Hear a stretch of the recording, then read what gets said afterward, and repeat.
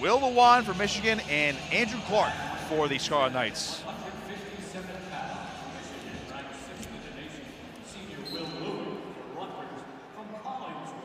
This is a big match now for the Scarlet Knights. Map is now Michigan has the favorites on paper coming up in the next handful of bouts. Right.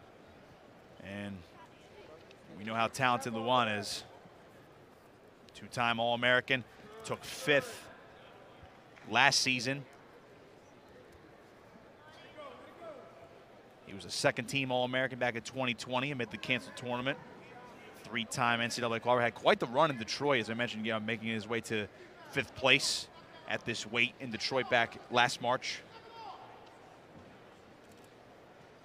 And Andy Clark up against it now is Lewan. 10-4 on the year, 61-22 for his career. Clark is 16-9 this year. Had a tough loss to Chase Soldate on Friday night against Michigan State. 30-29 for his career, Clark is. For those who don't recall, he was at 165 last year, back at his more natural weight this year, and obviously has had noticeable improvements, but it has yet to break through and knock off one of the guys that are in the upper tier. It's been close, though, Matt. Yeah, he has been close. He's been battling really tough so far this season, especially in the Big Ten matches. This would be a nice win for him here today. Be quite the upset. It would certainly shake things up. Because ideally, if you were Rutgers, you wanted a, roughly maybe a 9-6 lead going into intermission. And now you're splitting the bouts right now. Michigan can really turn it up a notch. We know how good this team is. It only gets more difficult after intermission.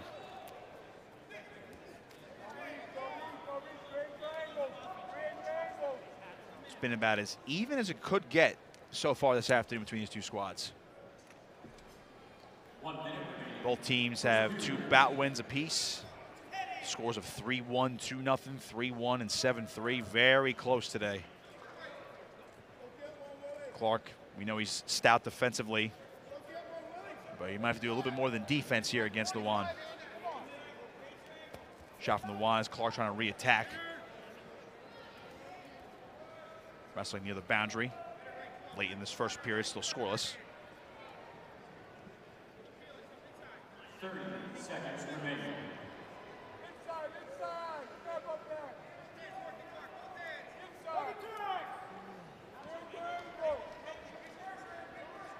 Are you surprised right now that Lewan's not being a little bit more active on his feet, Matt? Yeah. Until there. Really feeling Clark out so far in this first period. 10 seconds. I was expecting him to be a little more aggressive, as you said.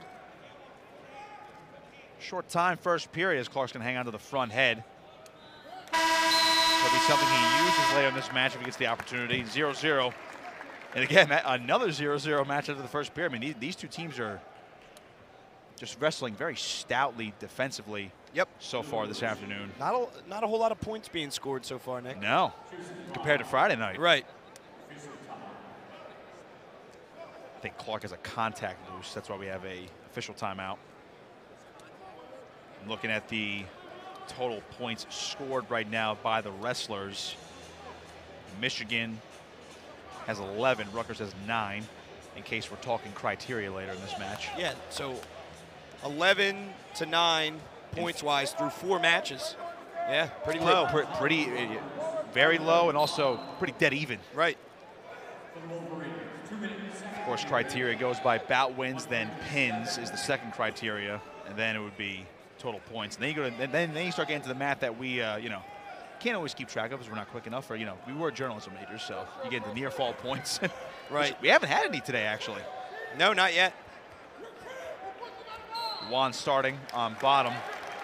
Run out of bounds by Clark. Good first 23 seconds here for the Scarlet Knight. Tie-breaking procedures for criteria have been a big discussion point for the past couple weeks in college wrestling. Caution on Lewan, it's his first. Of course, after total near fall points scored from matches, then you have to go to total number of takedowns, and then the least number of unsportsmanlike conduct calls, and then of course the last one is the first takedown scored in the match. So there is a way to break the tie at some point. No ties in wrestling. Yeah, it's been quite a long time since I've seen a match go all the way down to who scored that first takedown. Right. Lewan is out for one.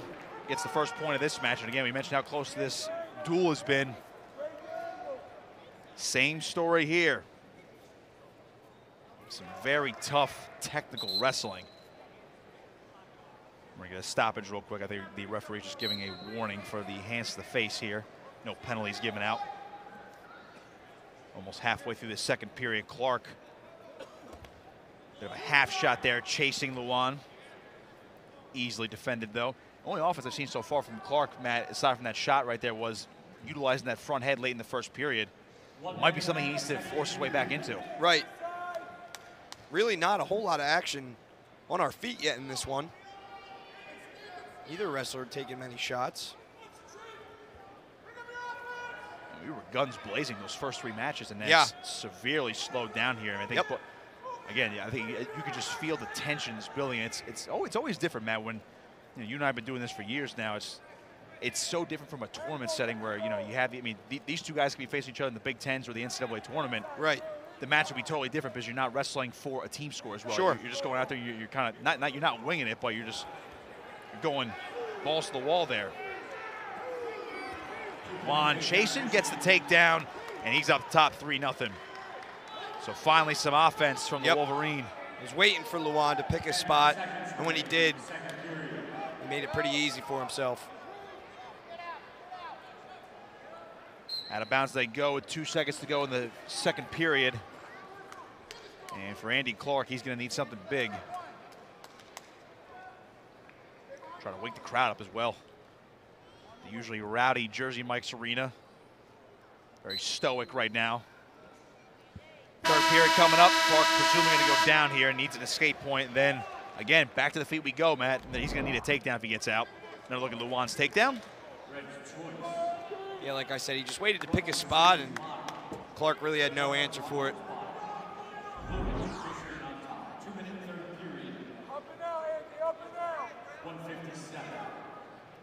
Clark right to his feet. Trying to get out of the 4-point stance. Attacking the hands.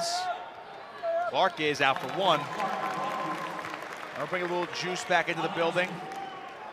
But now, Matt, with riding time not a factor, Clark needs to take down the tie, and he's going to need a takedown and a ride, which...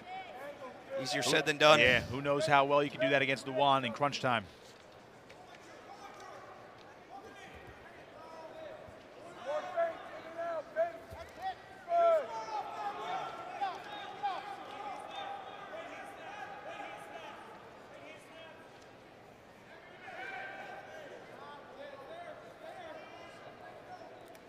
Lewan doing a nice job keeping Clark at bay with the hand fighting. Back in this ear-to-ear tie.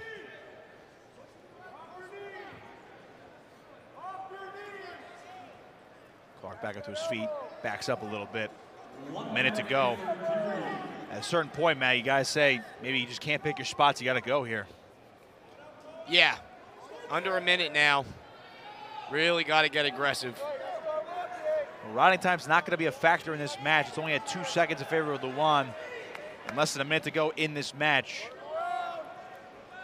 The only thing you have to worry if you're Clark, Matt, is if Lewan hits a 6-point move, and then you're talking about a major decision. So you can almost understand playing it safe for the team score, but at a certain point, you do have to try to win this bout as well. Let's pick up the pace now, Clark is.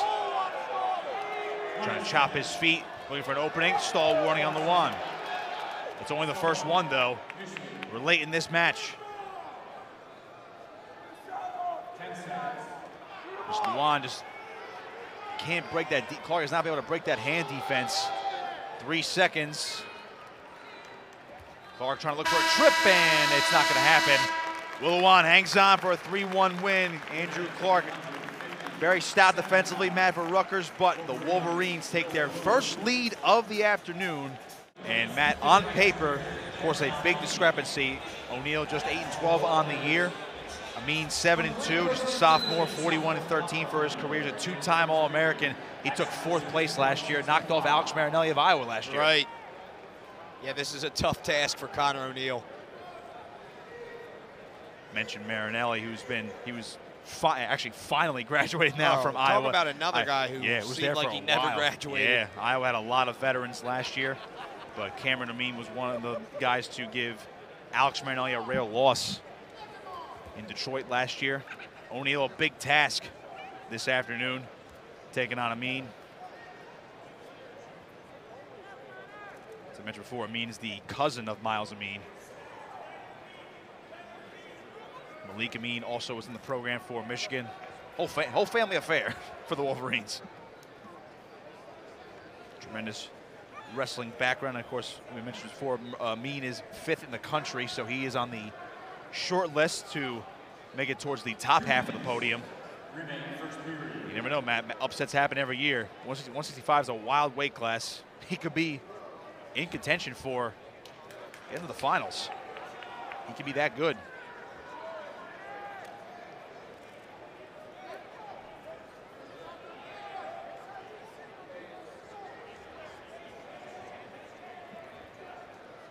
About halfway through the first period, not much offense.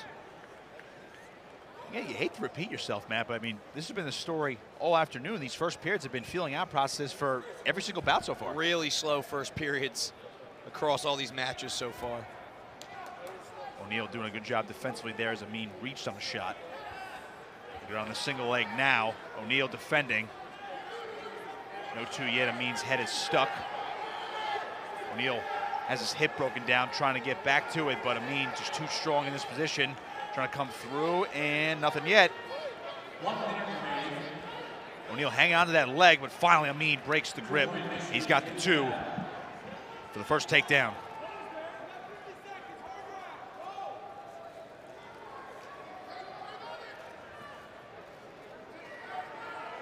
O'Neal gets the escape point, 2-1.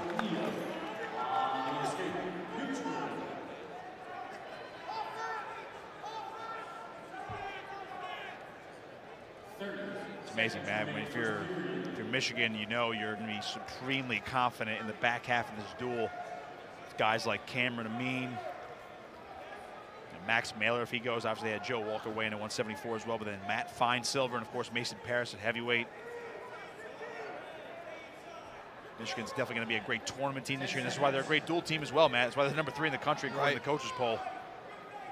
When you have guys like 4 or 5 guys in the back half of the lineup that are all in the top 10, or a couple guys in the top 10, gives you a lot of confidence as O'Neal avoids the late takedown there. 2-1 after the first period, and we'll look at Amine's work. Yeah, nice takedown from Amine. It's just a tough task for Conor O'Neal, as we said, Nick, but he's hanging in there so far.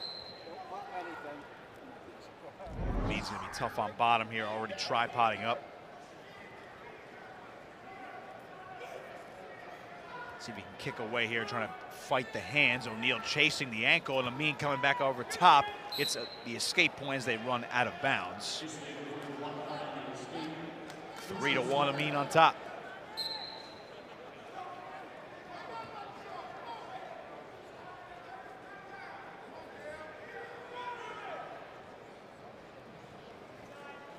Seconds gone in the second.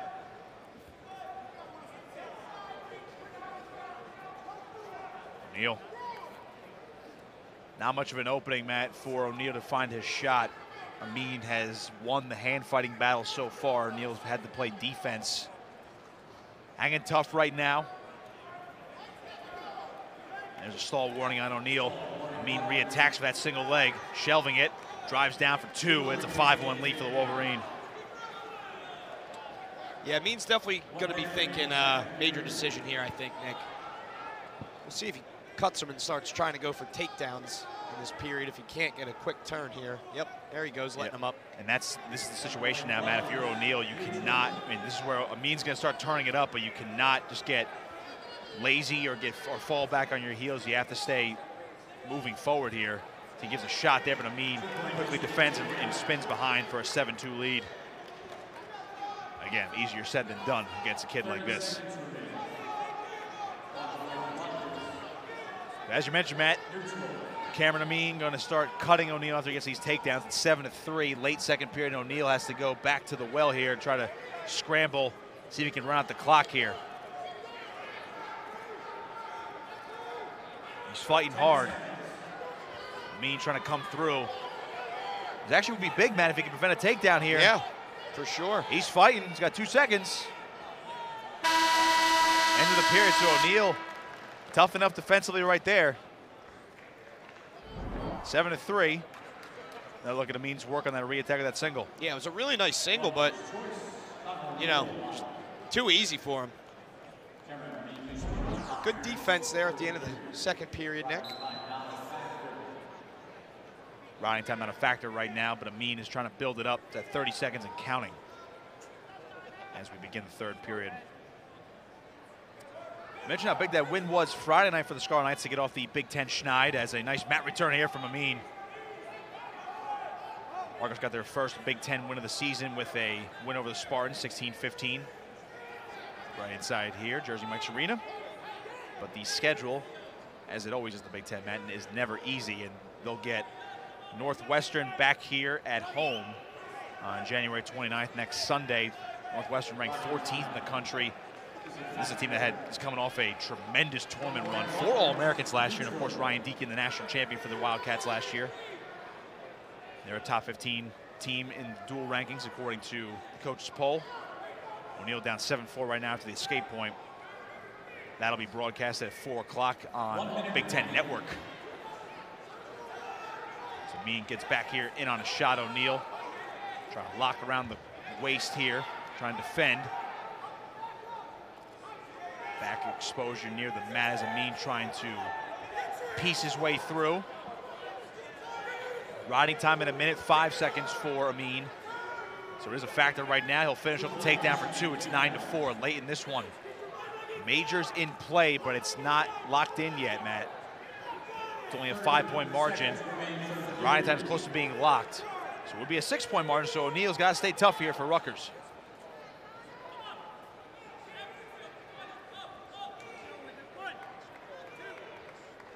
O'Neal back to his feet, 15 seconds.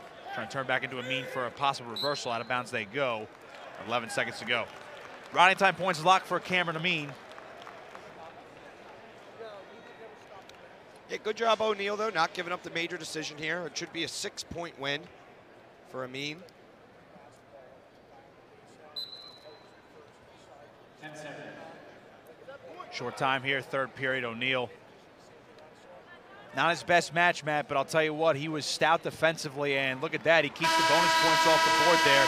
Cameron Amine comes away with a 10-4 win for the Wolverines. So it's a regular decision for Michigan.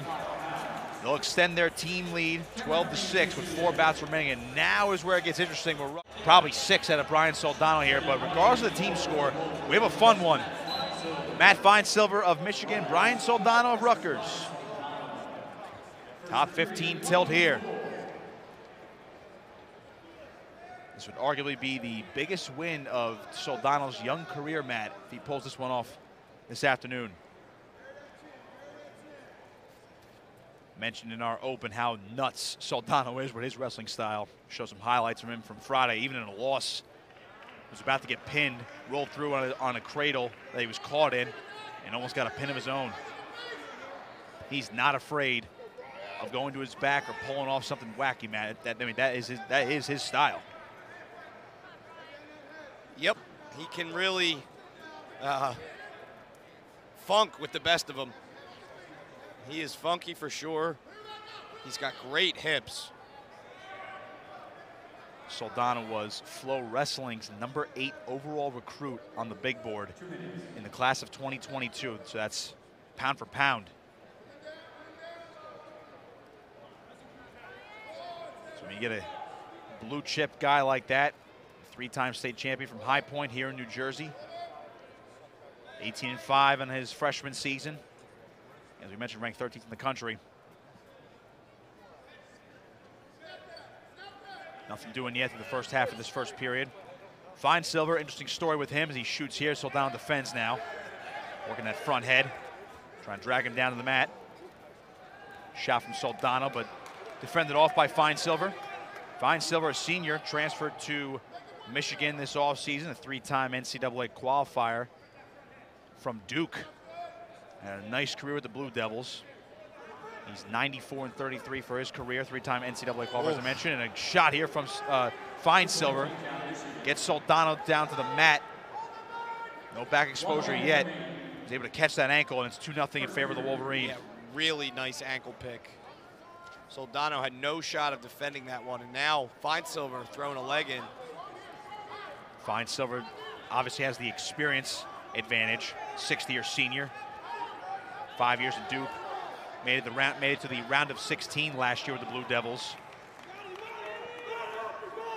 Fits right into this Michigan lineup at 184 pounds. Replaces the outgoing Miles Amine, who made it to the NCAA finals for the Wolverines last season. He's doing a nice job riding Soldano right now. And this really could be the difference right now, Matt, when you look at just the Soldano as an individual. You know, his style obviously has translated to college. He's knocked off some ranked guys this year already. He's ranked in the top 15. We've seen it work against top guys, even in losses. That style is only going to develop, but here's the big difference right now when you're wrestling an experienced guy like Finesilver, when you come to the end of the first period, a ride even just like that. Right. Experience is a lot at this level, Nick.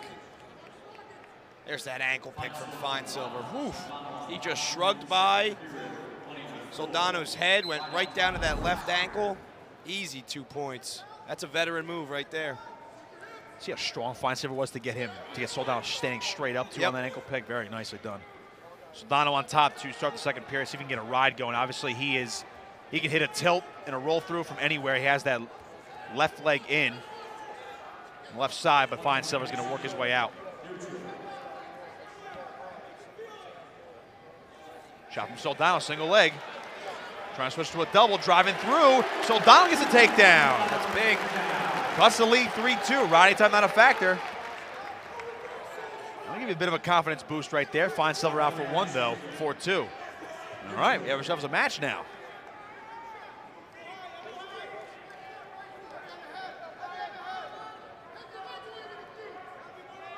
Even just that, Matt, I mean, if you could take down these guys in the top 10, just like that, and just still go back to work. As a true freshman, it's got to give you a world of confidence. Sure. Ankle pick again. Soldano going to the splits. Now Finesilver is on his belly, trying to work his way back up. Soldano, see if he can take advantage of the position, but his foot is shelved, as you see. Foot going sky high. He's not afraid of this position, though, because he's trying to grab onto that front head. No 2 yet for Finesilver. Driving through, Soldano rolling through, almost had Finesilver, and there it is. A takedown for Finesilver, 6-2 lead. You got to hold your breath every time you see that position, Matt. He can roll anyone, man. His hips are just crazy, and the strength is, he can get anyone in trouble, really, at any time. 15 seconds. 10 seconds remaining. See Finesilver trying to figure forward the legs, and he's extending Soldano. Good ride here. Back over a minute is his riding time. Second period comes to a close. So as we mentioned, if things had gone the way Rutgers thought, Matt, they would have needed just a upset win here for Soldano, as you see Finesilver with that earlier ankle pick for the first period. But now you're hoping for team score purposes, a pin. But at this point, you might want to try to see if Soldano can get himself back into the match. Right. Down 4, 2 minutes to go. Can't rule anything out, though, the way he rolls around on that mat.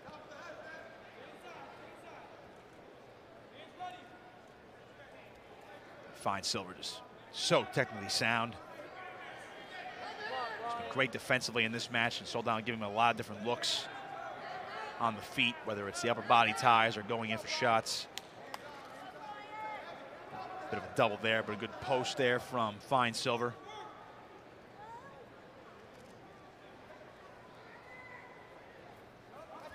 Soldano working the front head, trying to get Finesilver off balance, but he could not finish. Shot from Soldano, single leg, treetop position now. And riding time's a factor. It's a minute 10 in favor of Finesilver. Less than a minute to go in this match. Soldano coming around, looking for a takedown of his own, trying to finish with Finesilver defending quite nicely as Soldano's head is stuffed towards the mat. Coming back up. Stalemate here.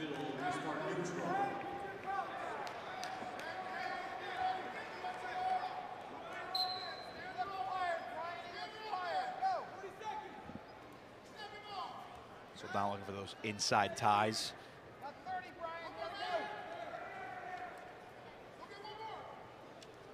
Michigan's done a great job, Matt, ever since the first 3 bouts of the afternoon. They've quieted down the rowdy Jersey crowd.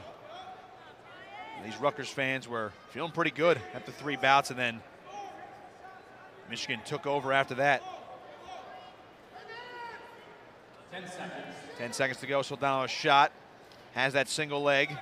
Finesilver defending, and he's just too tough in this position. Yeah. Sprawls hips away, and that is going to do it. Add the riding time point on. Matt Finesilver, a 7-2 winner here over the freshman Brian Soldano, and Michigan extends the lead 18-6. And unless we get some fluky pins right in a row here, Matt, that is pretty much going to do it for Rutgers. And actually, we're going to head to the heavyweight bout, and it's Mason Parris for Michigan. It's going to be John O'Donnell for the Rutgers Scarlet Knights. Michigan has wrapped up the duel, though, up 18-9. And Mason Parris, Matt, number 2 in the country. He's undefeated. The senior is 18-0 on the year, 3-time All-American, former finalist back in 2021. He just knocked off Greg Kirkliet of Penn State on Friday. So he's going to be the new number 1, and he's showing why right now. As I just finished his introduction, he already has 2 takedowns. Yeah, he's going to work early here on John O'Donnell. I mean, if you're Rutgers, this is what, I mean, especially without Boone McDermott due to injury right now, this is what you pretty much expected. You're going to be up against it here if you're Mason Parris, or if you're at Rutgers with Mason Parris on the opposite end. That's why if the Scarlet Knights were going to have a chance to pull off this upset, they needed to get certain wins, and they only had 3 bout wins this afternoon. Yeah, Rutgers needed to wrestle a perfect match, really, Nick. I mean, there was a path, but they just didn't get it done today. It was close. Not enough guys stepped up. But, you know, that's Michigan's the number 3 ranked team in the country for a reason, Nick. Yeah. Coach Goodell always talks about the Big 4, Big 5, whatever you want to call it, and I like to call it a Big 5, which is Penn State, Iowa, Michigan, Ohio State, Minnesota. Those are your Big 5 in the Big 10. As Parris going to work now looking for a turn. He's up 8-3. Turk. Oh, he's just going to grab O'Donnell's face. Oh, that's nasty. Really nice Turk. Nothing yet, though. There's some 2. Referee's holding 2. That's all he's going to get is O'Donnell able to belly down. 2 near fall. Point awarded Michigan.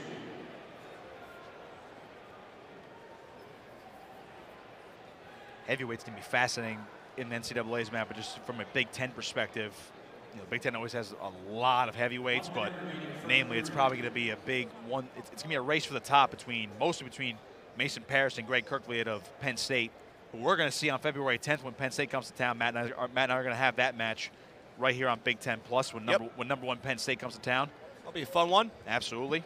Penn State taking on Iowa next Friday in the arguably the duel of the year, as it almost usually is.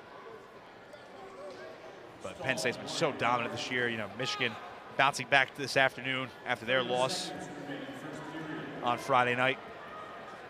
Stall warning on O'Donnell. You see Parris running in the arm bar here, looking for the fall now. Mason Parris.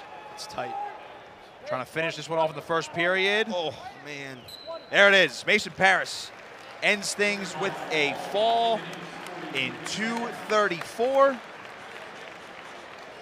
2:44, beg your pardon. Can't do math today.